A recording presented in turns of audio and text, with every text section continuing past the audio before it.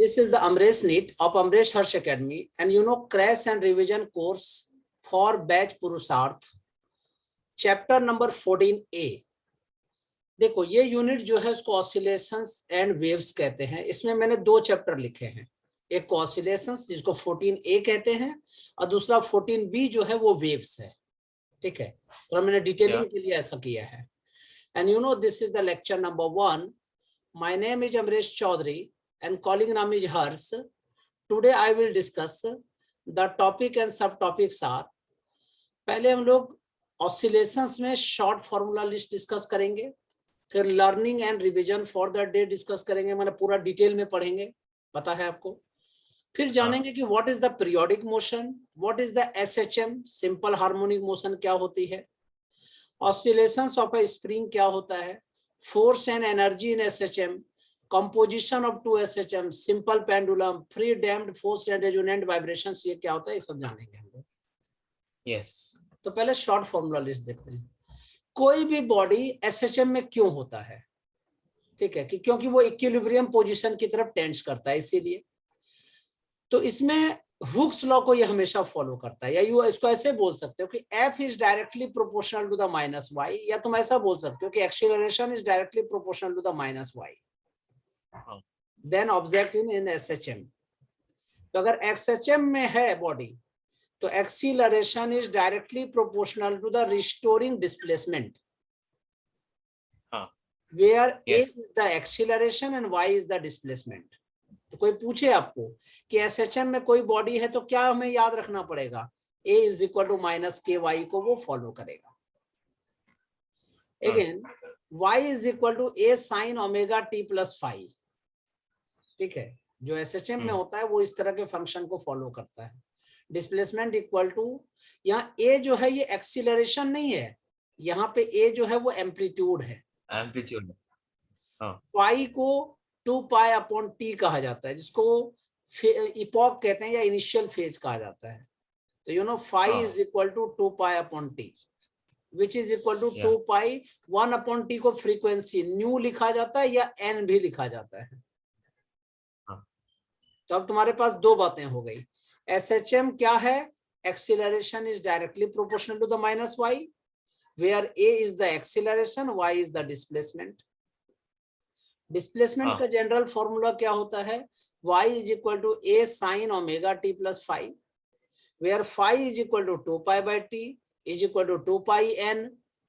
ठीक है, यहाँ पे ओमेगा को एंगुलर फ्रीक्वेंसी कहा जाता है, omega is the angular frequency, A is the amplitude, omega T plus 5 is called phase, इसको फेज बोलते हैं। और मतलब ये जो साइन का जो टोटल एंगल होता है उसको फेज कहते हैं, और फाई को इपॉक या इनिशियल फेज कहा जाता है। तुमने y के लिए कहा, साइन के लिए मतलब cos x के एक्सिस में अगर डिस्प्लेसमेंट है तब क्या बोलेंगे, तो ये कॉस्वाइडल होता है। देखिए अच्छा, y equal to A sine omega T plus 5 है तो ये सिनुसवाइडल होगा, ऐसा होगा। ठीक है, और अगर x एक्सिस की बात करेंगे तो ये इसका बिहेवियर कोसाइडल होगा, मतलब कोसाइन को फॉलो करेगा। Yes x which is the function of t is equal to a into cos omega T plus 5 naught. Here A जो है कैपिटल ए क्या है, कैपिटल ए यहाँ पे एम्पलीट्यूड है। चलो यहाँ भी मैं कैपिटल ए कर देता हूँ जिससे एम्पलीट्यूड में याद रखने में इजी होगा आपको। This is called amplitude. Mean position पे y क्या होगा, 0, क्योंकि देखिए सिंपल पेंडुलम अगर है तो ये एसएचएम को फॉलो करता है। एसएचएम में यहाँ पे देखो y क्या हो गया, 0 मीन पोजीशन पे। In this case y equal to A sine omega T.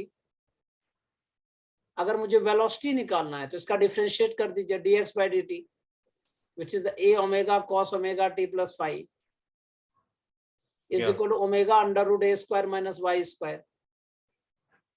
अगर मैक्सिमम वेलोसिटी निकालना है तो आपको पता है एसएचएम में मैक्सिमम वेलोसिटी यहाँ पे होता है मीन पोजीशन पे। तो मीन पोजीशन पे y 0 होती है, y 0 पुट कर दीजिए इस फॉर्मूले में, तो v max is equal to a omega at y equal to 0 at the mean position। v minimum कहाँ पे होता है, यहाँ पे होगा या यहाँ पे एक्सट्रीमीज पे सबसे कम होता है वेलोसिटी, और रुक जाती है बॉडी लगभग। हाँ y is equal to plus minus a, v mean equal to 0 at the turning point. इसी को कहा जाता है, इसी को एक्सट्रीमीज कहते हैं. या You know acceleration a equal to minus a omega square sin omega t plus phi. यहाँ पे कैपिटल ए क्या है, यहाँ एक्सीलरेशन है. हाँ ठीक है. स्मॉल ए क्या है, you know this is the amplitude. तो you know Yeah. Capital A equal to minus से, क्यों ये आया कैसे, वेलोसिटी का डिफरेंशिएट कर दिया हमने. तो minus A omega square sine omega T plus five which is the minus omega square Y. Maximum acceleration is equal to at Y equal to plus minus A. यहाँ पे मैक्सिमम एक्सीलरेशन होती है क्योंकि velocity change बहुत ज्यादा होता है. अगर कुछ कोई पूछे कि मैक्सिमम वेलोसिटी कहाँ होगा तो मीन पोजीशन पे, मैक्सिमम एक्सीलरेशन कहाँ होगा तो एक्सट्रीमीज पे होगा. Maximum acceleration maximum acceleration is equal to plus minus omega square A at Y equal to plus minus A. Minimum acceleration कहाँ होता है, यहाँ पे, क्योंकि वेलोसिटी में कोई चेंज ही नहीं आता है.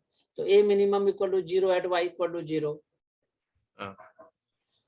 You know restoring force is equal to F equal to minus K X. इसी को हुक्स लॉ कहते हैं.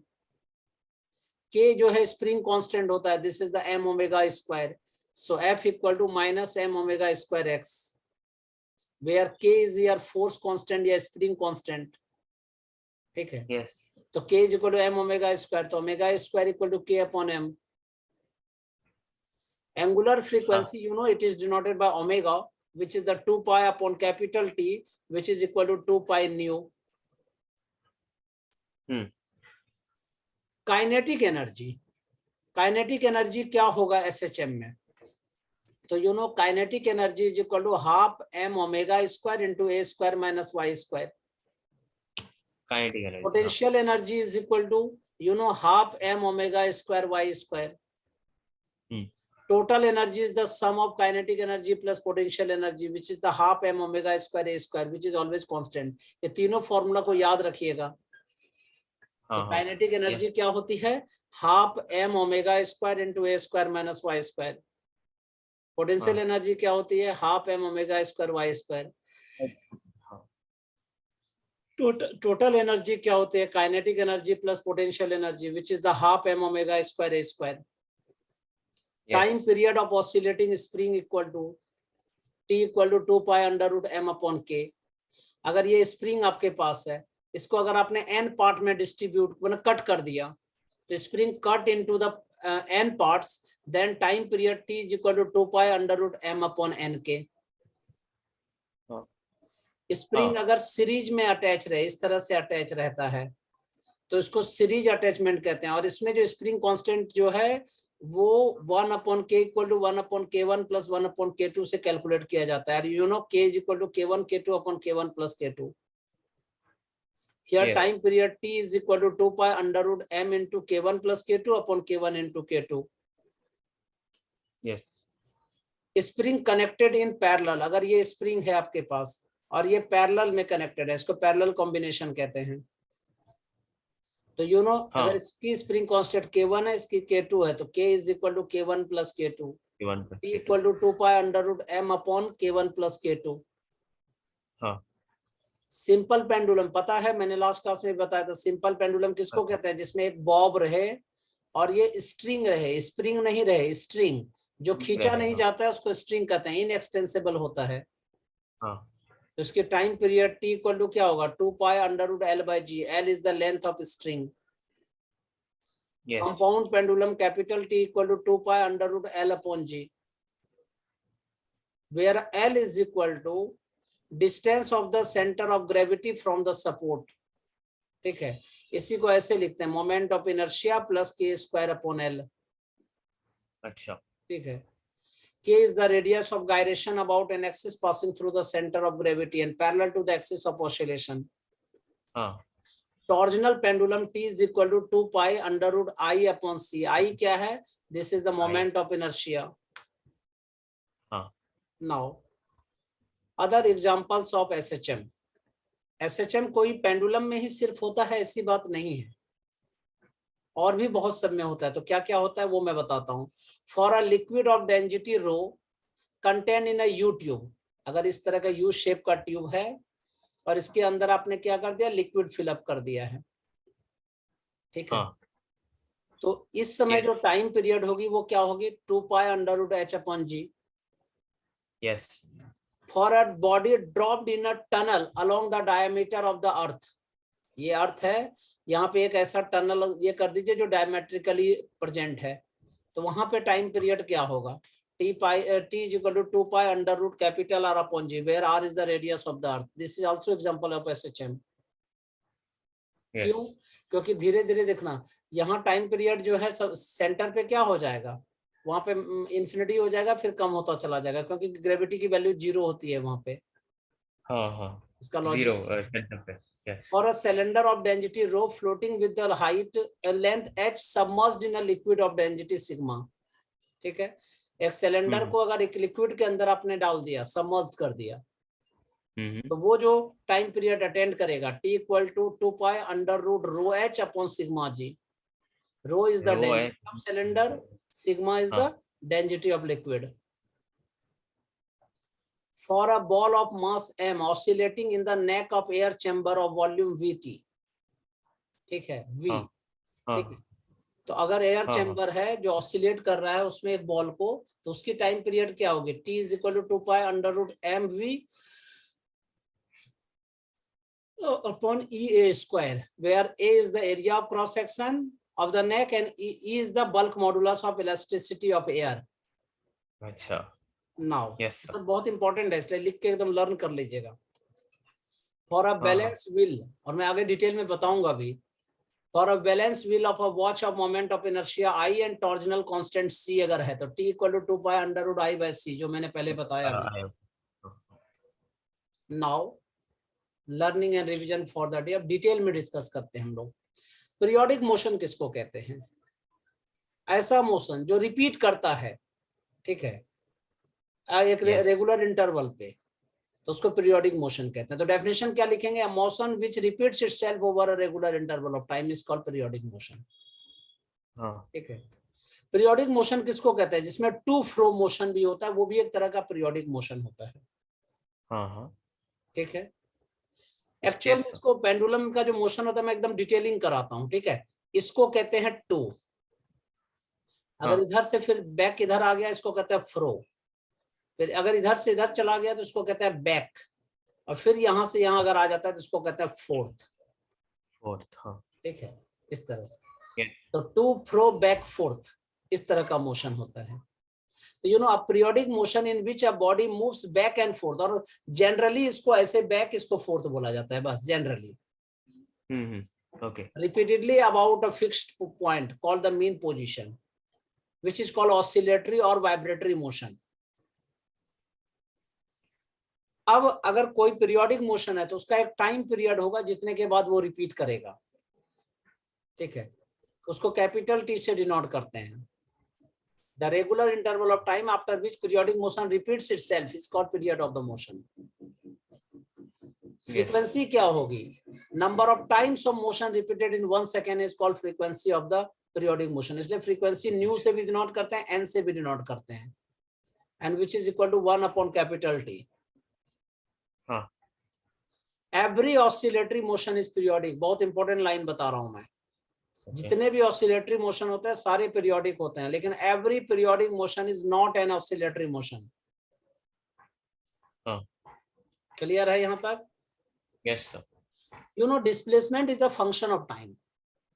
ठीक है, जितना टाइम बढ़ेगा उसी के बेसिस पे डिस्प्लेसमेंट जो है मूव करेगा या डिस्प्लेसमेंट शो करेगा। हाँ हाँ पीरियोडिक मोशन अगर है, ठीक है, each displacement value is repeated after a regular interval of time, और इसको हम लोग इस तरह से रिप्रेजेंट करते हैं, y is equal to function of t, या इसी को ऐसे लिखते हैं। ठीक है, function of x is equal to function of t। अच्छा यहाँ पे ये फंक्शन ऑफ x जो है वो y हो गया, डिस्प्लेसमेंट हो हो गई। गया yes sir अब वो किस पे डिपेंड कर रहा है, टाइम पे डिपेंड कर रहा है। yes sir पीरियोडिक मोशन किसको कहते हैं, मैंने बताया कि जो रिपीट करता है आफ्टर द फिक्स वैल्यू। तो इसका फंक्शन फॉर्म में कैसे दिखते हैं, इसको ऐसे दिखते हैं, y small t is equal to y small t plus capital T। दोनों में हाँ क्या डिफरेंस है, वाई टी एक फंक्शन है, कैपिटल टी उसका टाइम पीरियड है। कैपिटल टी में वो रिपीट करेगा कैपिटल टी के बाद, जैसे मान लो 2 घंटे के बाद कोई रिपीट कर रहा है तो वाई स्मॉल टी प्लस 2 मतलब 2 आवर के बाद वो फंक्शन वही सेम पहले वाला फंक्शन बन जाएगा। Yes sir. तो अगर कोई पूछे पीरियोडिक फंक्शन किसे कहोगे, तो नॉर्मल लैंग्वेज में कहना है एक फंक्शन जो रिपीट करता है अपनी वैल्यू को एक फिक्स इंटरवल ऑफ टाइम पे। इसको ऐसे भी लिख सकते हैं, function of X is equal to function of X plus capital T is equal to function of x plus 2 capital T is equal to function of x plus capital 3 capital T. Similarly, function of x plus nt. This is called periodic motion. You know, trigonometric functions sin theta and cos theta are the simplest periodic motion. जैसे sin theta का graph तुम देखो कैसे बनता है, देखो इस तरह से बनता है। देखो यहाँ 0 है, ये 2 पाई है। फिर देखना ये रिपीट करेगा, जैसा ये मोशन यहाँ पे है वैसे देखो ये रिपीट कर रहा है 2 पाई में। फिर देखिए ये 2 पाई पे रिपीट कर रहा है, 2 पाई, ये 2 पाई, ये 2 पाई, देखिए ये 4 पाई हो गया, ये 6 पाई हो गया। इसी तरह cos थीटा को भी देखोगे तो ये भी देखो रिपीट करता है, ठीक है। फिर यहाँ से देखो वो रिपीट करता है, मतलब ऐसे ऐसे बीच में आप डालते चलो, देखो रिपीट करता है। इसका भी टाइम पीरियड 2 पाई होता है। You know, periodic function, simplest periodic function like sin theta and cos theta, which has the time period is 2 pi. Yes. What is SHM? SHM किसको कहते हैं? बहुत बच्चे को देखोगे SHM करता रहेगा, लेकिन रियल वो सोल चीज नहीं पकड़ पाता है कि SHM कहते किसको है। Yes. मैं SHM के लिए एक एग्जांपल बताता हूँ, छोटी सी स्टोरी टाइप का। सबसे पहले एक पेन इस तरह से पकड़ो, और पेन को इधर से इधर कर दो, और यहाँ पे छोड़ दो इसको, देखो ये अपने पोजीशन पे लौट के आ जाएगा। फिर तुम इसको इस साइड करो, फिर देखो वो अपने पोजीशन पे आके जाएगा, मतलब इक्विलिब्रियम पोजीशन पे आ जाएगा। यहाँ जो आता है इसको इक्विलिब्रियम पोजीशन कहते हैं। इसी के आगे पीछे देखो ये घूम रहा है, इसका मतलब यहाँ पे तुम रखोगे तो वो भी सेंटर की तरफ आना चाहता है, मींस इक्विलिब्रियम पोजीशन पे आना चाहता है। और ये अपने आप आता है, मतलब रिस्टोर करता है इसको, इसलिए रिस्टोरिंग फोर्स कहते हैं। तो सिंपल हार्मोनिक मोशन इस टाइप का मोशन है जिसमें to fro back forth motion होता है किसी फिक्स पॉइंट के अबाउट, और उसकी जो मैग्नीट्यूड होती है वो directly proportional to the displacement होती है। मैग्नीट्यूड डायरेक्टली प्रोपोर्शनल x, इसी को कहते हैं F equal to minus kx, proportional डेट आता है। तो सिंपल सा लॉजिक कि ये हुक्स लॉ को फॉलो करता है। तो what is the simple harmonic motion, पढ़ के सुना दीजिए मुझे। Yes sir. Simple harmonic motion SHM is that type of oscillatory motion in which the particle moves to and fro or back and forth about a fixed point under a restoring force whose magnitude is directly proportional to its displacement. F proportional to x, or F is equal to k minus kx,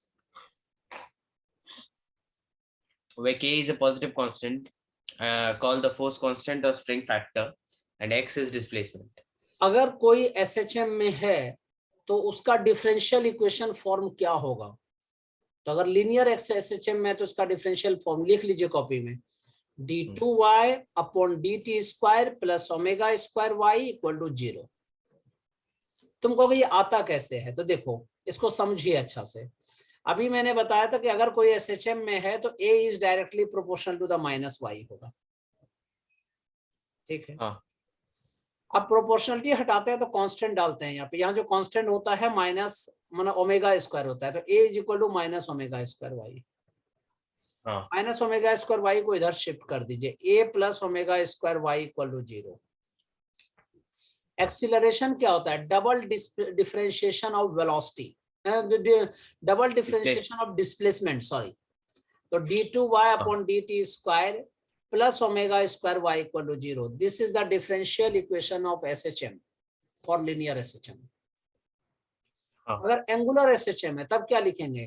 d square मतलब d square theta upon dt square plus मतलब d2 theta upon dt square plus omega square theta equal to 0। ऊपर वाले को 2 पढ़ते हैं, नीचे वाले को स्क्वायर पढ़ते हैं। अच्छा, यस। तो मैं फिर से कंक्लूड कर रहा हूँ कि SHM किसको कहते हैं? जो अपने रिस्टोरिंग फोर्स की वजह से सेंटर की तरफ आना चाहता है, इक्विलिब्रियम पोजीशन की तरफ आना चाहता है। हाँ, जो acceleration equal to minus omega square Y follow करता है, A is directly proportional minus Y होता है, जिसका डिफरेंशियल फॉर्म लिनियर एसएचएम के लिए d2y upon dt square plus omega square y equal to 0 होता है। एंगुलर एसएचएम के लिए d2 theta upon dt square plus omega square theta equal to 0 होता है। यहां तक क्या दिक्कत है बताइए मुझे। नहीं सर, समझा। यू नो डिस्प्लेसमेंट, डिस्प्लेसमेंट क्या होता है एसएचएम में? The displacement of a particle executing in SHM y equal to a sin omega t minus phi. ठीक है, हाँ, देखो अगर ये ऐसे ऐसे मूव कर रही है, एसएचएम में कोई बॉडी है, यहाँ से टाइम लगेगा, उसको कैपिटल टी कहते हैं, या t/2 हो गया, ये डिस्प्लेसमेंट हो गया, y जो है वो डिस्प्लेसमेंट हो गया। ठीक है, हाँ, where capital A is the SHM, इसको Yeah. Capital A small A दोनों में कुछ भी लिख सकते हैं। ठीक है, okay, capital A is the amplitude of SHM, omega is the angular frequency, omega equal to 2 pi by capital T is equal to 2 pi nu, या 2 पाई एन भी बोल सकते हैं। Phi is called initial phase of SHM. अगर ये y axis में है तो आपने ऐसे लिखा, x एक्सिस में क्या लिखेंगे, x is equal to a cos omega t minus phi. Now what is the amplitude? The maximum displacement on either side of the mean position. Graph में अगर देखना चाहोगे तो इसको ऐसे भी देख सकते हो, ये भी एसएचएम है, ये भी एम्पलीट्यूड है, ये भी एम्पलीट्यूड है। ठीक है, the maximum displacement on either side of mean position is called amplitude of SHM. And you know what is the velocity? The velocity of a particle executing SHM is the time rate of change of its displacement. So v equal to dy by dt. हाँ, Y is equal to cos वाला लो या sin वाला लो, उसका differentiation कर दीजिए। बहुत बच्चे कहते हैं सर y और x को हम लोग क्या ट्रांसफर नहीं कर सकते? कर सकते हैं आप। अब ऐसा भी लिख सकते हो, x is equal to a sin omega t minus phi, y equal to a cos omega t minus phi। ये समझने वाली बातें सिर्फ है। ठीक है, अच्छा, अगर हमारे पास y इज इक्वल टू इस तरह से a cos omega t plus phi naught, ठीक है, उसका डिफरेंशिएशन क्या होगा? वेलोसिटी क्या होगा? तो डिफरेंशिएशन कर दीजिए इसका। cos का डिफरेंशिएशन क्या होता है? माइनस साइन, तो minus a sine omega t plus phi naught, और फिर ओमेगा टी प्लस फाई का डिफरेंशिएशन ओमेगा। ठीक है, अब ए साइन ओमेगा टी को क्या कह सकते हैं? देखो sine theta is equal to क्या होता है? Under root 1 minus cos square theta.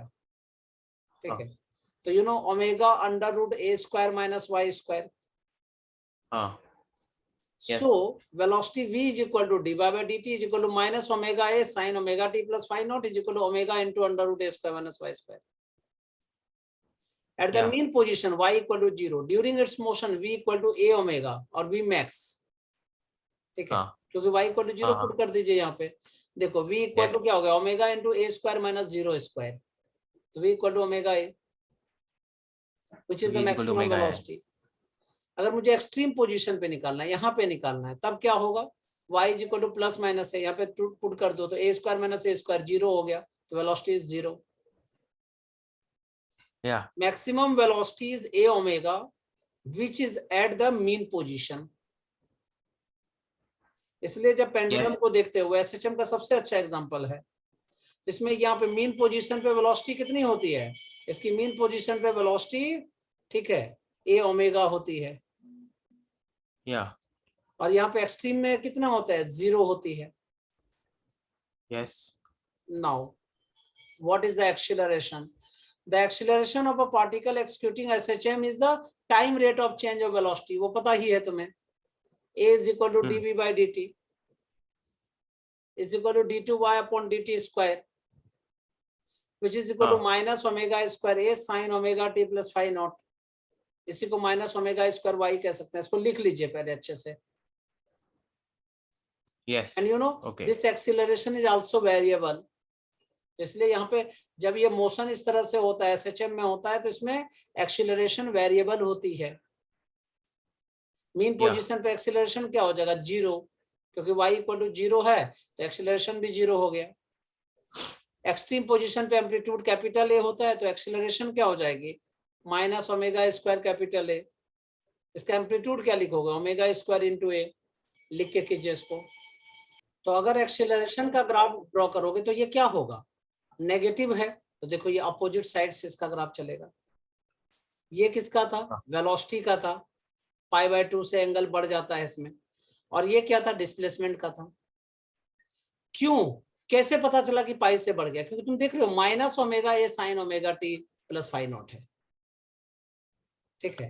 और यहाँ तुम क्या देख रहे हो, फिर सेम हो जाता है, लेकिन माइनस ओमेगा स्क्वायर ए है, मतलब अपोजिट साइड से।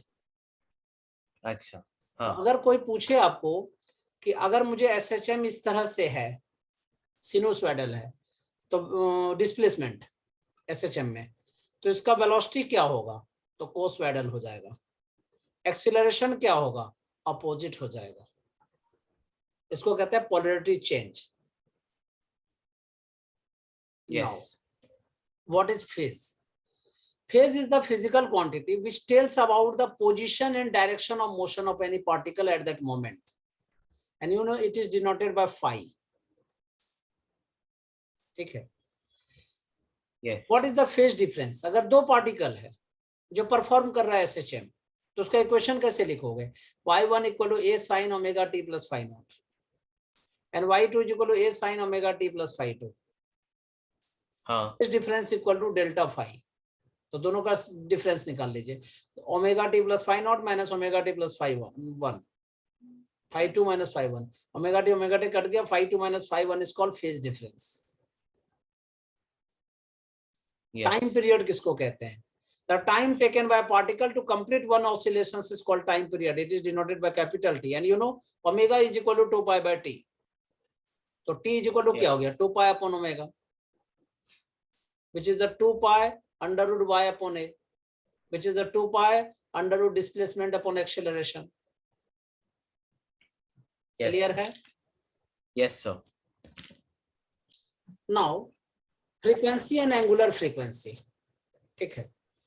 देखो फ्रीक्वेंसी को न्यू कहते हैं, इसी को 1/t कहा जाता है, और एंगुलर फ्रीक्वेंसी को ओमेगा कहते हैं। The number of oscillations executed by body पर सेकेंड, एक सेकेंड में कितना नंबर ऑफ ऑसिलेशंस होता है उसको फ्रीक्वेंसी कहते हैं। और इसकी यूनिट क्या होती है, पर सेकेंड, 1/सेकेंड, मतलब क्या हो गया, पर सेकेंड। पर सेकेंड को ही हर्ट्ज कहते हैं।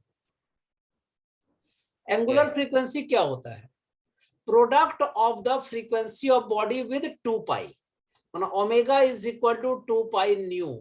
न्यू को ना बहुत बार हम लोग n लिखते हैं, इसलिए कंफ्यूज मत होना, ठीक है। आप 2 पाई न्यू भी लिख सकते हैं और 2 पाई n भी लिख सकते हैं। This is the angular frequency. तो यू नो ये फॉर्मूला एकदम अच्छा से याद रखिएगा, omega is equal to 2 pi upon capital T is equal to 2 pi n। ये बहुत यूज होगा। Now, oscillations of a spring, ठीक है। अगर एक स्प्रिंग आपके पास है, तुमने इसको खींचा और छोड़ दिया, तो क्या होगा, इसमें एक तरह का ऑसिलेशन स्टार्ट हो जाएगा। तुमने कंप्रेस किया और छोड़ दिया, तो उसमें भी ऑसिलेशन स्टार्ट हो जाती है। ऑसिलेशंस क्यों होती है, क्योंकि वो इसमें जो रिस्टोरिंग फोर्स होता है उसकी वजह से ऑसिलेशन होता है। तुमने खींचा तो क्या हो रहा है, रिस्टोरिंग फोर्स के अगेंस्ट तुम काम कर रहे हो। स्प्रिंग तुम्हें अपनी तरफ खींच रहा है, जैसे तुम छोड़ दोगे तो वो रिस्टोरिंग फोर्स जो था वो वहां पे एक्टिव हो गया और वो उसको मोशन दे देता है। अच्छा हाँ, तो वही मैंने लिखा है यहाँ पे कि अगर मास m है, once pulled so as to stretch the spring and then released, then a restoring force acts on it which continuously tries to restore its mean position। इसलिए ऐसे करके हिलता रहता है। तो restoring force F is directly proportional to the minus L या minus X, जो भी लिखना चाहो। यहाँ हमने L लिखा है क्योंकि लेंथ L है एक्सटेंशन का, इसीलिए। यहाँ पहले नेचुरल पोजीशन ये था, यहाँ से यहाँ इसकी लेंथ L है। या मान लो X1 है, तो क्या लिखेंगे, F is directly proportional to the minus X1। Minus क्यों, क्योंकि रिस्टोर करना चाहता है, where K is called force constant. ठीक है, हाँ, yeah, L is the change in length of the spring. हाँ, सेम चीज है, इलोंगेशन के लिए भी वही होता है, कंप्रेशन के लिए भी वही होता है। तो अगर कोई आपको पूछे कि स्प्रिंग को खींच दिया मैंने और छोड़ दिया, तो क्या उसमें SHM होगा? आंसर है यस होगा। अच्छा, कितना होगा? तो force is directly proportional to the minus L, तो F is equal to minus KL होगा। yeah, ठीक है, इसमें अगर तुम कोई बोलेगा कंप्रेस कर दिया है, तो क्या उसमें भी SHM होगा? यस SHM होगा। तो SHM को पहचानने का सबसे अच्छा तरीका कि force is directly proportional to the minus L होना चाहिए। yeah, now the spring pendulum oscillates simple harmonically having the time period t, frequency is nu. तो कैसे लिखेंगे हम लोग? तो हम लोगों ने पहले क्लास में भी पढ़ा था कि time period t equal to क्या होता है? 2 pi under root m upon k। m क्या है? Mass constant. yes, k क्या है? You know this is the spring constant. ठीक है, फ्रीक्वेंसी क्या हो जाएगी? 1 अपॉन टाइम पीरियड, तो 1 upon 2 pi under root k upon m। हाँ, If the spring is not light but has a mass ms, एक स्प्रिंग जो है वो लाइट स्प्रिंग नहीं है, उसकी मास मान लो हमने ms ले लिया, तब क्या होगा? ठीक है, तो नॉर्मल जो हम लोग मास बॉडी के लिए साथ डिस्कस करते हैं ना, तो स्प्रिंग का टोटल मास कभी नहीं लेते हैं फॉर्मूले में। टाइम पीरियड में क्या होता है? हम लोग 1/3 ऑफ ms ले लेते हैं। क्यों? इसको बड़ा कैलकुलेशन होता है, इससे कैलकुलेट करके हम लोग देखते हैं, तो 1/3 ms ले लिया जाता है, क्योंकि इसका 1/3 जो है वही मास में एक्सक्यूट होता है टाइम पीरियड कैलकुलेट करने के लिए। ओके, ओके, ठीक है, yeah, तो यू नो एक बड़ा सा डेरिवेशन है ये एक्चुअल में, इसलिए शॉर्ट फॉर्मूला के लिए मैंने इसको आप लोगों को बताया है।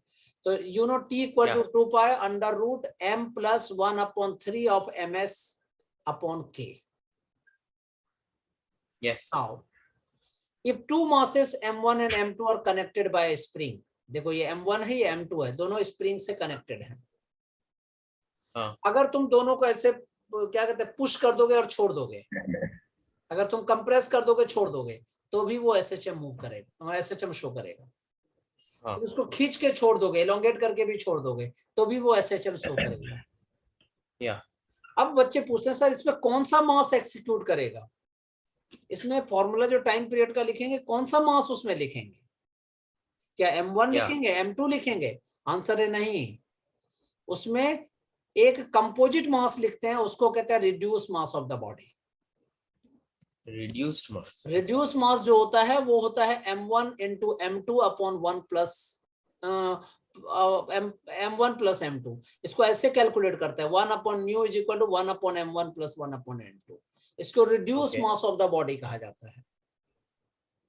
अच्छा, तो yes, जब भी हम लोग दो मास बॉडी को पुश करते हैं और छोड़ देते हैं, या पुल करते हैं और छोड़ देते हैं, yeah, तो उसका टाइम पीरियड में जो मास का फ्रैक्शन आता है या मास का जो पार्ट आता है, अलग अलग सिचुएशन में अलग अलग आता है। यही मैं बताना चाह रहा हूं।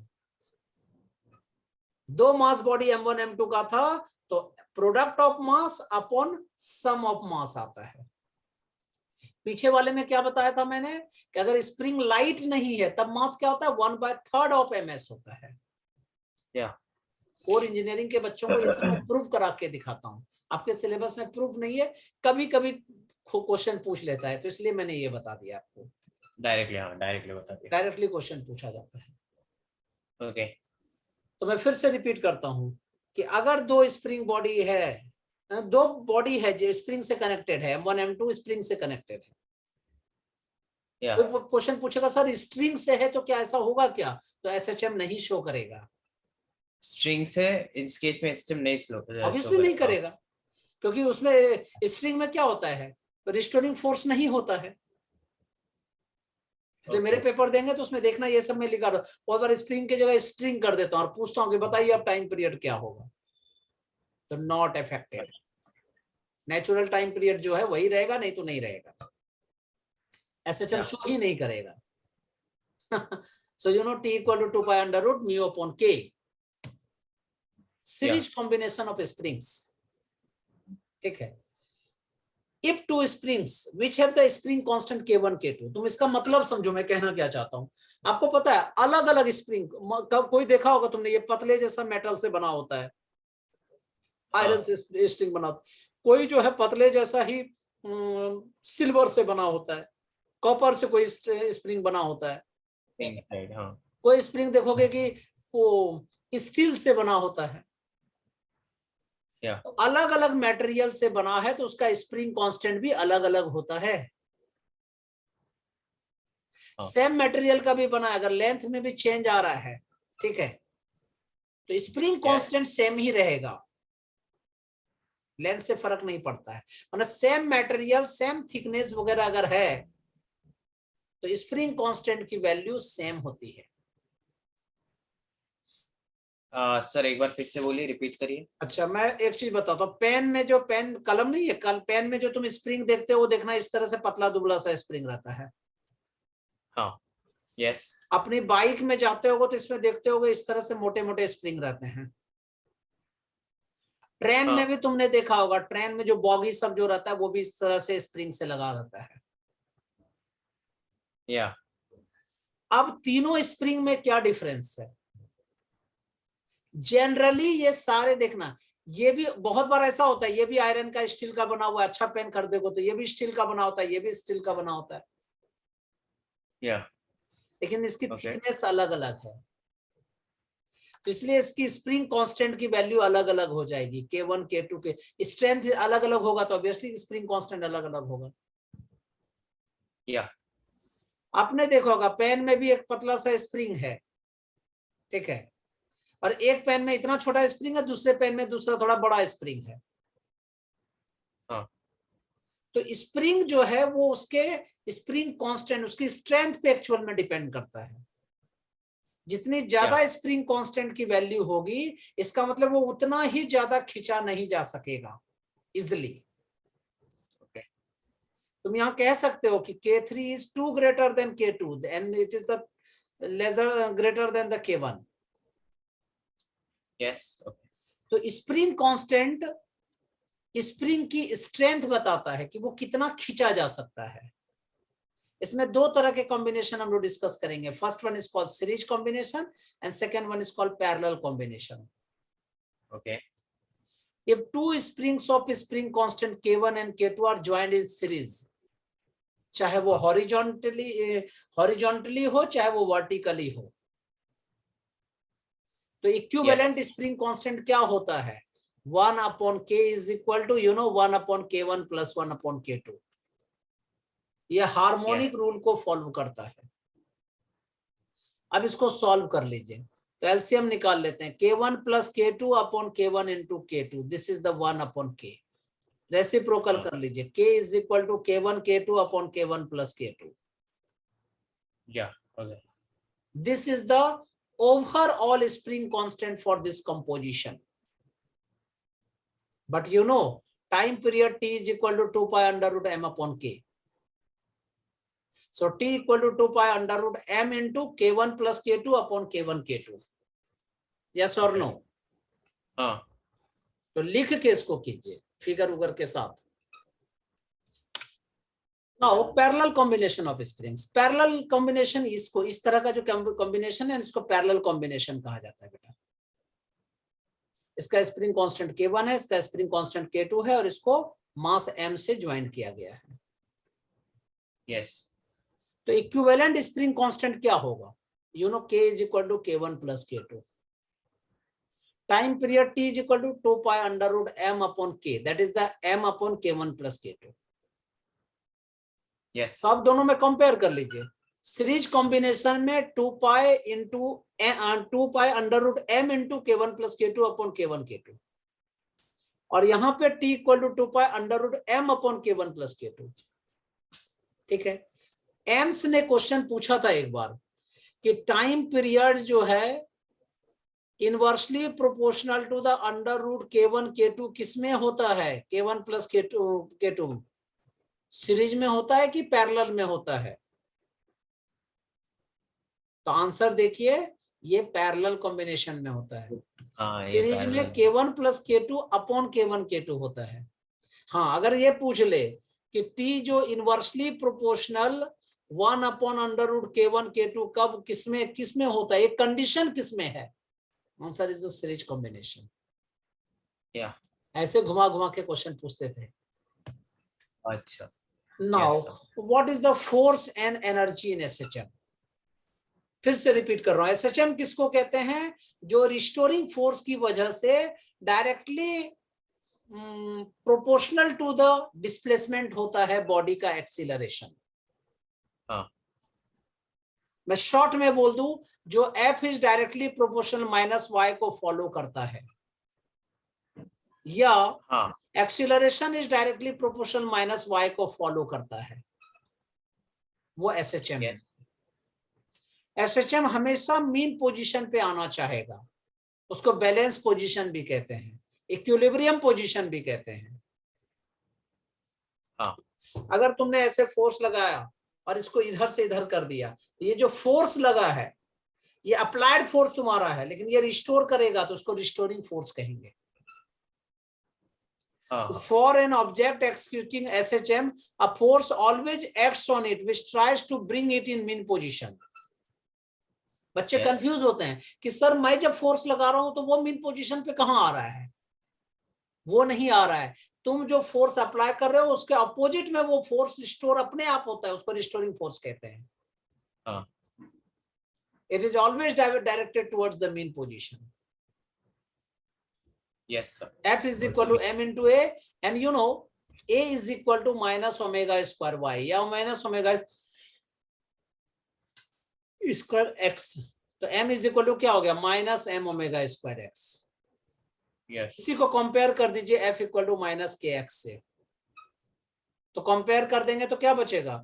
x x कट हो गया, माइनस माइनस कट हो गया, तो you know small k is equal to m omega square, तो omega square is equal to k upon m, then you know omega is equal to under root k upon m. Yes, sir. Negative sign shows that the direction of force is always opposite to the direction of displacement.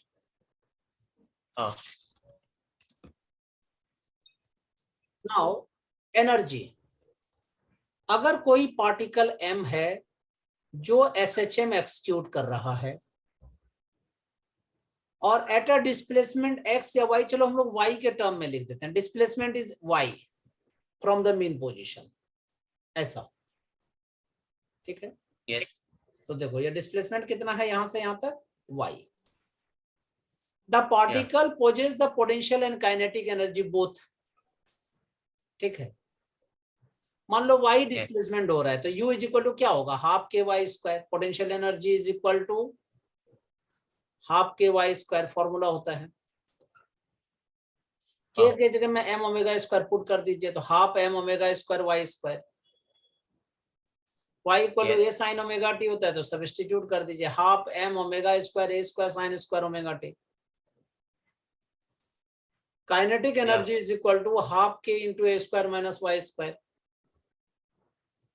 तो half m omega square into A square minus Y square, ठीक है? y के जगह में a sine omega T put कर दो और a square को कॉमन ले लो, तो 1 minus sine square omega T become cos square omega T, so answer should be half m omega square a square cos square omega T. Yes. Total energy is equal to क्या होता है? Sum of potential energy plus kinetic energy, तो देखो minus Y square plus Y square cut जाएगा, क्या बचेगा? Half K square, half m omega square a square, this is the total energy. Omega को 2 pi upon T या 2 pi new लिख दीजिए, ठीक है? तब क्या होगा? स्क्वायर कर दीजिए, इसको सॉल्व कर दो, तो 2 और 4 कट गया, तो क्या बचा? 2 pi square M A square nu square. If there is no friction, ठीक है, तब क्या होगा?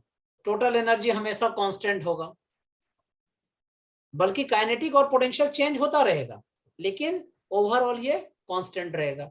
लेकिन एक्चुअल में तो फ्रिक्शन होता है, तो टोटल एनर्जी भी क्या होती है, डिग्रेड होती है, अच्छा डिक्रीज होता है, हाँ. डिक्रीज होता है.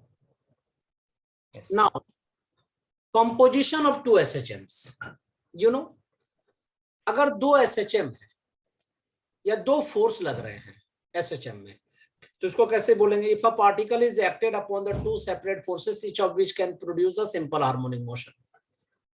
Yes. तो resultant motion of the body would be combination of two SHM.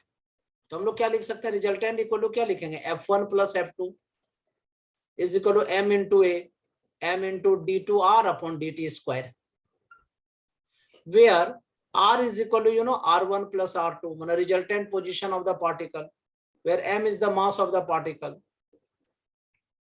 इसको अगर फिगर में हम लोग देखें तो इस तरह से देख सकते हैं कि अगर a1 आपके पास, ठीक है, एम्पलीट्यूड है, दूसरा एम्पलीट्यूड a2 है, तो इसका और दोनों ये दोनों फाई एंगल से सिचुएटेड है, इसका रिजल्टेंट क्या होगा? a हो जाएगा.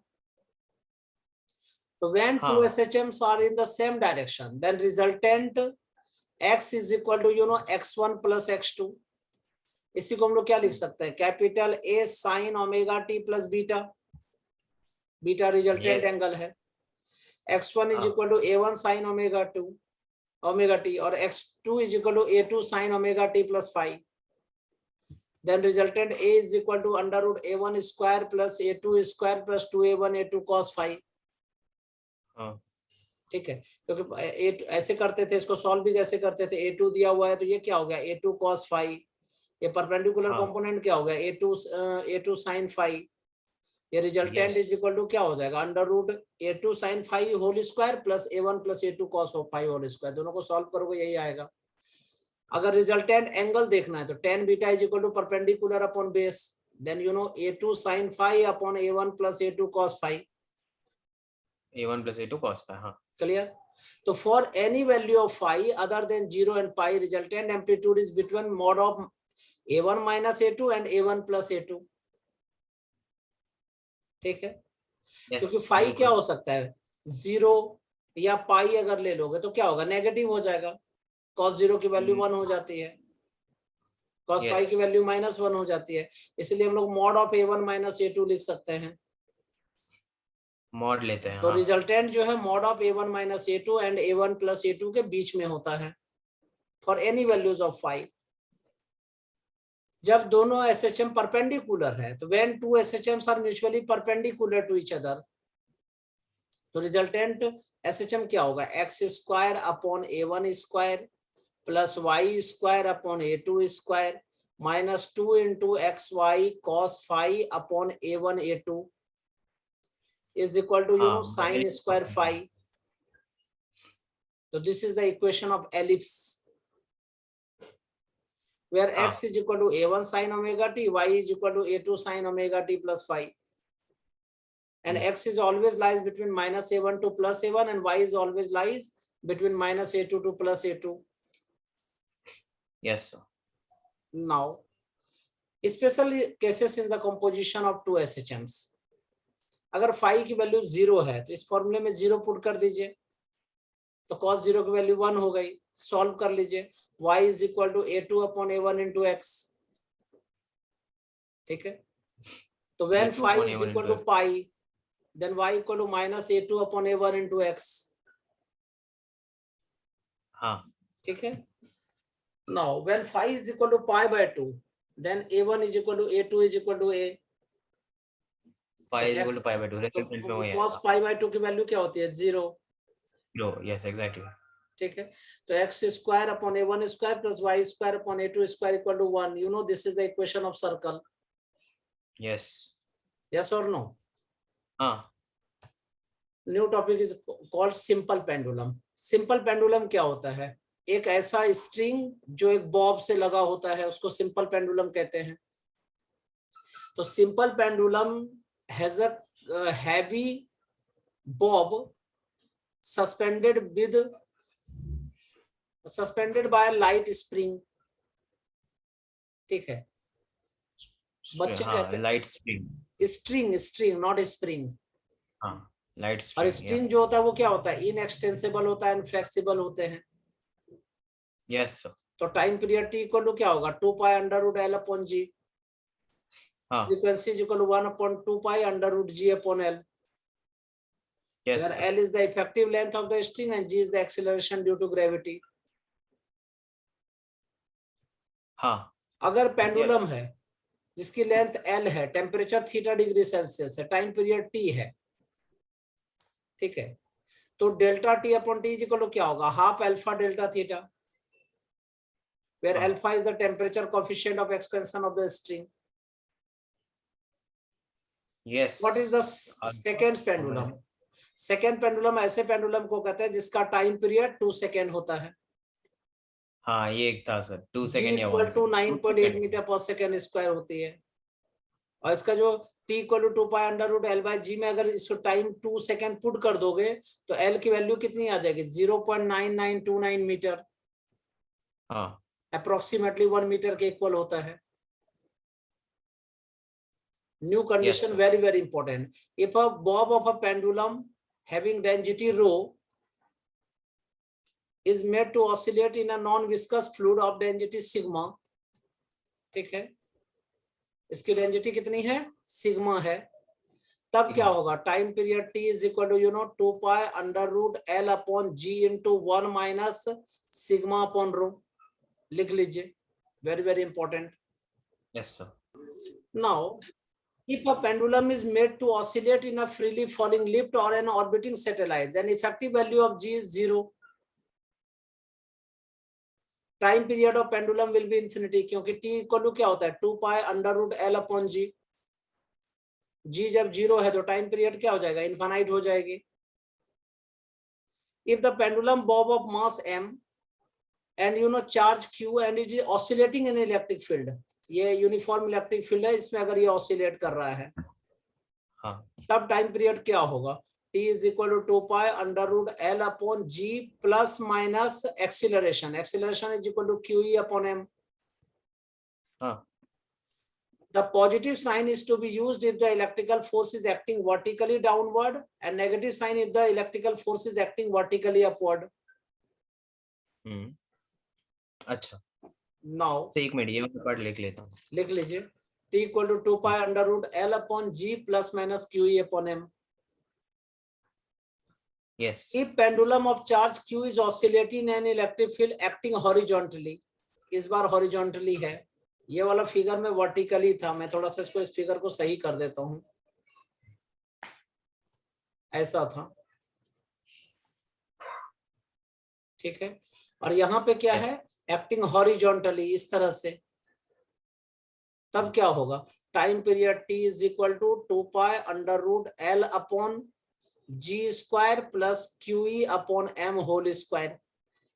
अच्छा, जब ये ऑसिलेट कर. हाँ, if the length of a simple pendulum is increased to such that L tends to infinity, then time period T equal to 2 pi under root R upon G, which is equal to 84.6 minutes, where R is the radius of the earth. Yes. Now, the graph LT and LT square intersect at T equal to 1 second. ठीक है. हाँ.